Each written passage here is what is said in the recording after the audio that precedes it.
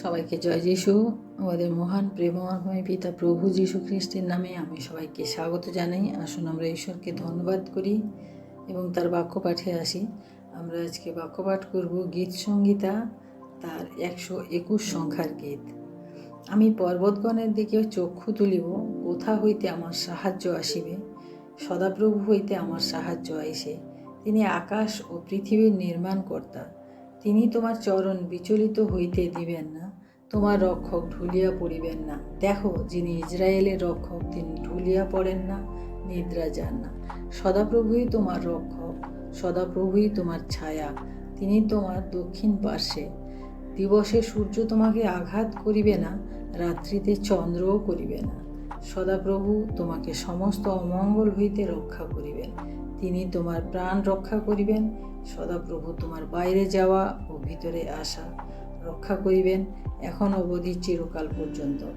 Amen. ঈশ্বর তার আপন বাক্যে আমাদের প্রত্যেকে আশীর্বাদ করুন।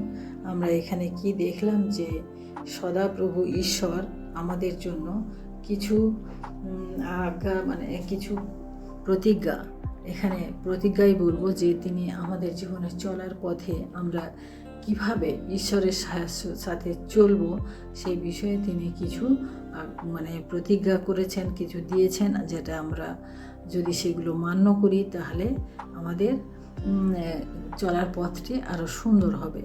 তাই এখানে তিনি কি বলছেন যে আমি পর্বতগণের দিকে চক্ষু তুলিব, কোথা হইতে সাহায্য আসিবে। আমাদের সাহায্য, আমরা প্রত্যেকের জীবনে আমাদের কোনো না কোনো সময় আমাদের অন্যের সাহায্যের প্রয়োজন থাকে।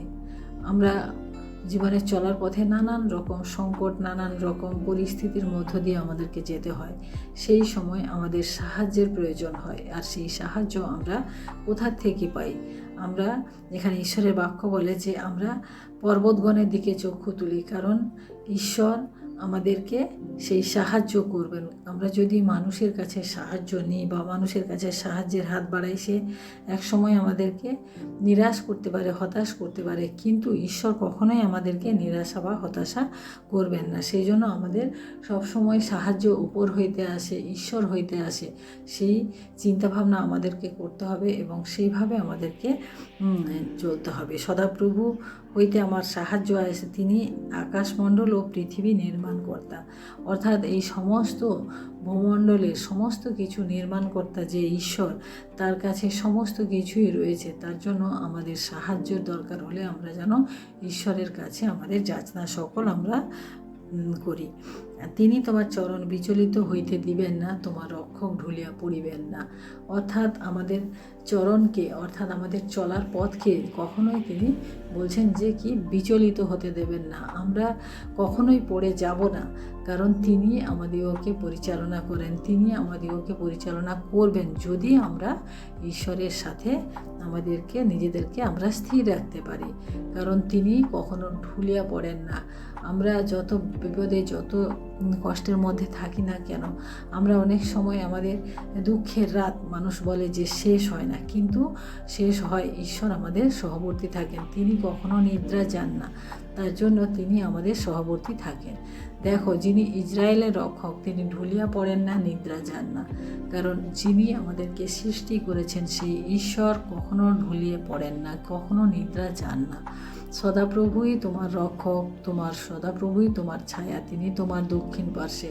অর্থাৎ এখানে কি বলে যে সদাপ্রভু ঈশ্বরই আমাদের রক্ষক। আমরা যত পাহারা, যত সিকিউরিটির ব্যবস্থা করি না কেন, ঈশ্বর যদি রক্ষা না করেন তাহলে কিছুই রক্ষা পায় না। এখানে আমাদের বাক্য বলে যে ঈশ্বর যদি নগর রক্ষা না করেন তাহলে কি বলে, যারা রক্ষকরা তারা বৃথাই চেষ্টা করে। তাই আমাদেরকে ঈশ্বর সবসময় আমাদেরকে রক্ষা করেন।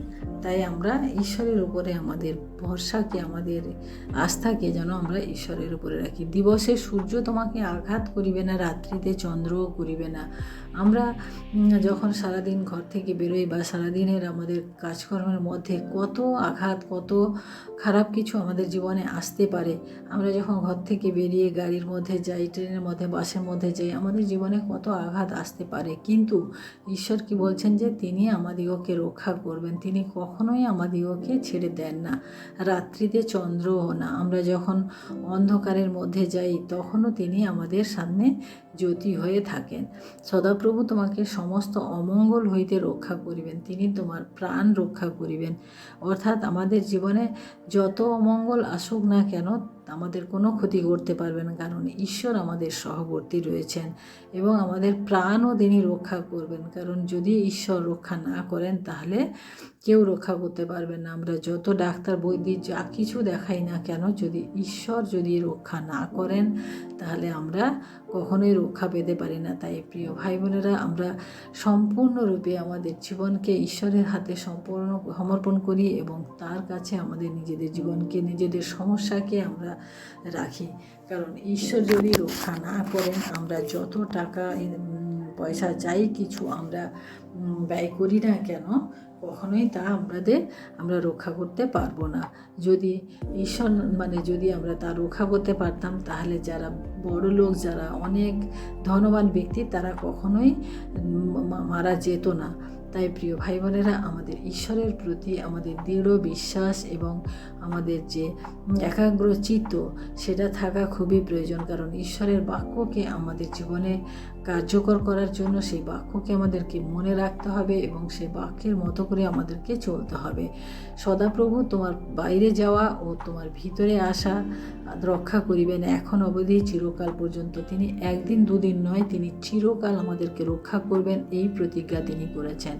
শুধু আমরা ঘরের মধ্যে নয়, কিন্তু আমরা যখন বাইরে যাব এবং বাইরে থেকে বাড়ি ফিরব তখনও তিনি আমাদেরকে রক্ষা করবেন। তাই প্রিয় ভাই বোনেরা, আমরা যখন ঘর থেকে বের হই বা যখন আসি, আমাদের ঈশ্বরকে আমরা যেন সাথে রাখি, আমরা যেন ঈশ্বরের কাছে প্রার্থনা করে বেরাই, আমরা যেন ঈশ্বরের এই বাক্যকে আমরা যেন স্মরণ করি। কারণ তুমিই বলেছ প্রভু যে আমাদের বাইরে যাওয়া ভিতরে আসা তুমি রক্ষা করবে।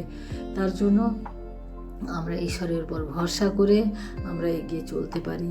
প্রিয় ভাই বোনেরা, আজকে আমরা এখানে যা দেখলাম যে আমাদের সমস্ত কিছু সাহায্য তিনি করবেন, তিনি আমাদের সমস্ত অমঙ্গল হতে তিনি আমাদেরকে রক্ষা করবেন, তিনি আমাদেরকে শত্রুর হাত হতেও তিনি রক্ষা করবেন, আমাদেরকে কেউ আঘাত করতে পারবে না। দিবসে চন্দ্রও না হবে, রাত্রিতে দিবসে সূর্যও না, রাত্রিতে চন্দ্রও না। তাই আমাদেরকে এই বাক্যকে, এই গীত সংহিতা 121 সংখ্যার গীতকে আমাদেরকে মনে রাখতে হবে এবং আমাদের জীবনে প্রতি মুহূর্তে আমাদের এই বাক্যকে আমাদের কার্যকর করতে হবে। তাই আসুন, আমি আজকে এই ছোট্ট মেসেজের মধ্যে দিয়ে, ছোট্ট বাক্যের মধ্য দিয়ে আমরা আজকে ঈশ্বরকে ধন্যবাদ করি এবং প্রার্থনা করি।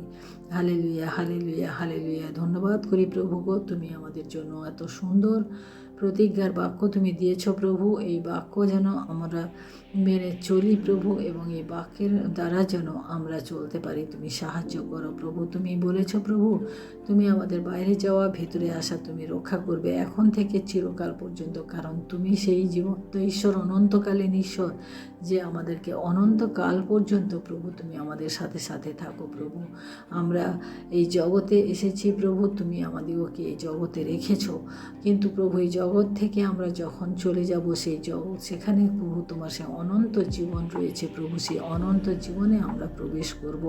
তাই প্রভু তোমার এই বাক্যের মধ্য দিয়ে প্রভু আমাদের জীবনকে প্রভু তুমি ধরো প্রভু, এবং আমাদের এই জীবনে আমরা যেন চলার পথে আমাদের যা কিছু সমস্যা, যা কিছু রয়েছে প্রভু, আমরা যেন সমস্ত কিছু তোমার কাছে নিয়ে আসি প্রভু।